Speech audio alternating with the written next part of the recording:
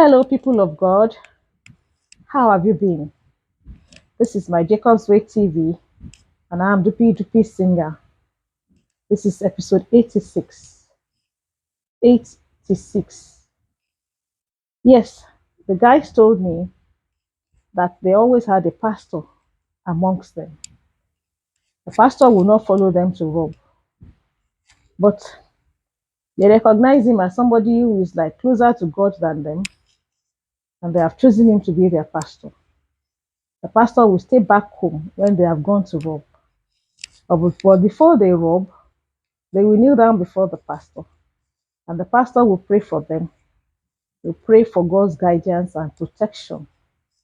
And whenever they came back successfully, they always gave the pastor the tithe.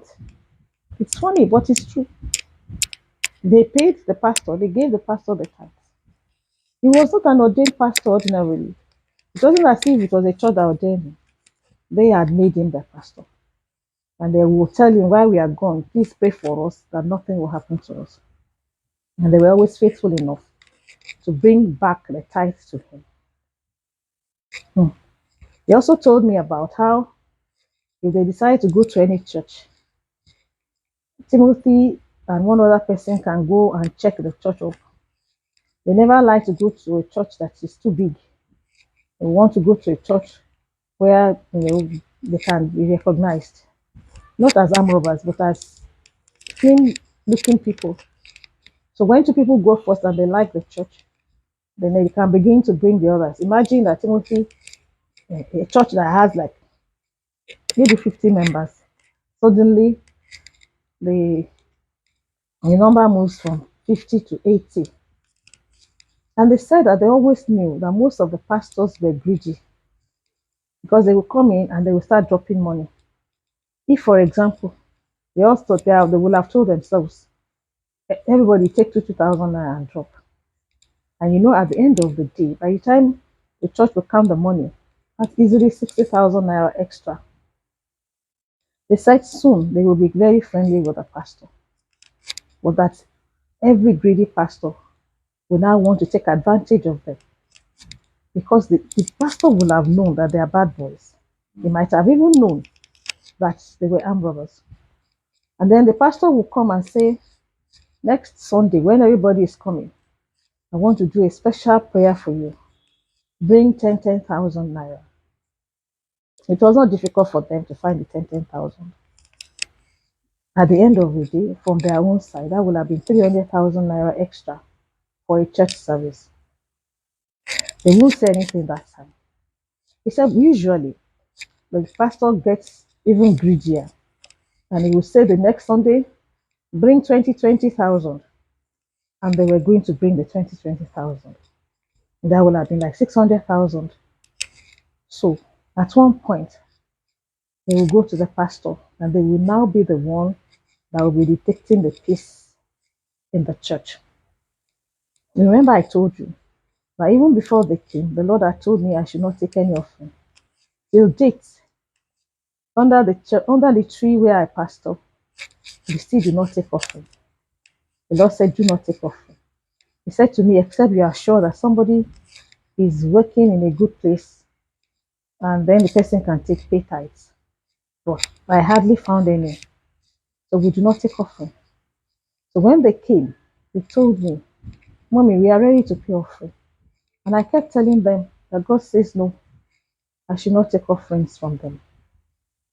And that kind of curbed them. They tried everything to make me take money from them. I refused to take money from them. And then one day, Uche started misbehaving. Of course, I knew he was going behind me to go and steal. He started to misbehave. Started to misbehave big time. I got fed up with him. But I went to the Lord, and the Lord said to me, I should warn them, all of them that were misbehaving, that trouble was looming. Trouble was looming, and the police will catch them. I remember that I told them that a particular Sunday, Uche led a group of people that snickered at me. I went back home. By middle, the Lord says I should meet with him 2:30 to 4:30 a.m. every day. That Sunday stroke Monday morning, I did not wait for 2:30. I sat at my place of prayer as early as 2 a.m. and I told the Lord that I had come to report Uche to him. And I said to the Lord, well, you might be wanting to teach me some kind of patience or long suffering by bringing these guys my way. But I'm tired of Uche. Lord, I told the Lord, I'm tired. You have to do something about him. I'm sorry, I cannot go on with him. And the Lord told me, don't worry yourself. I heard him very clearly. Don't worry yourself. I said, Lord, that's what you will always say. You've been telling me I should not worry myself. And this boy is still misbehaving. The Lord said to me, don't worry yourself. Of course, I still kept complaining. He didn't answer me again. By the time I got to the prayer place the next day, Uche had been picked up by the police 10 p.m. on Sunday, the day before. So when I was complaining to the Lord at 2 a.m., Uche had already been in police custody. I was ashamed of myself because the Lord had told me from the beginning when I started to pray, don't worry yourself. I can handle it. And I used to tell the boys that the Lord did not send me to the police station or to the prison.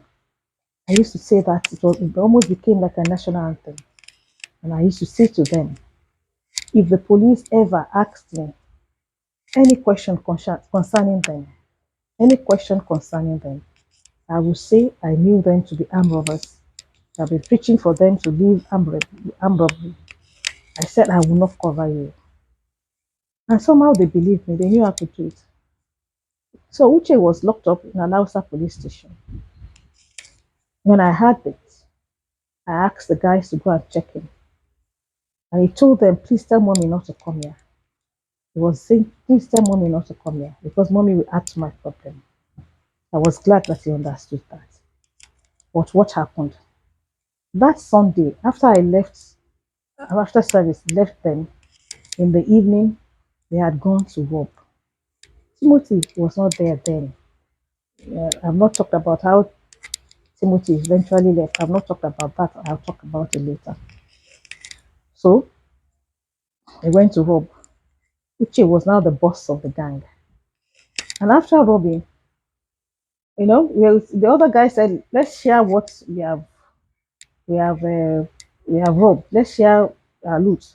Uche said no, he didn't trust them, so he carried all the loot and said, "Let me go and hide them." So they left everything to him. He was about to cross to the prayer place. He told me the story himself. He said, "Mommy, it was not the police that caught me; it was God, because I use all the sense I have on the streets. Ordinarily, nobody will have caught me." He was walking on the wrong side of the road. And yet a vehicle was coming towards him from the wrong side of the road too. He was surprised. He deliberately did that to safeguard himself. But the vehicle was coming and with a full light, and it was speeding towards him. Eventually, he didn't know which vehicle it was. It was the police. And they came down and surrounded him. By the time they searched him, they found all manners of things on him.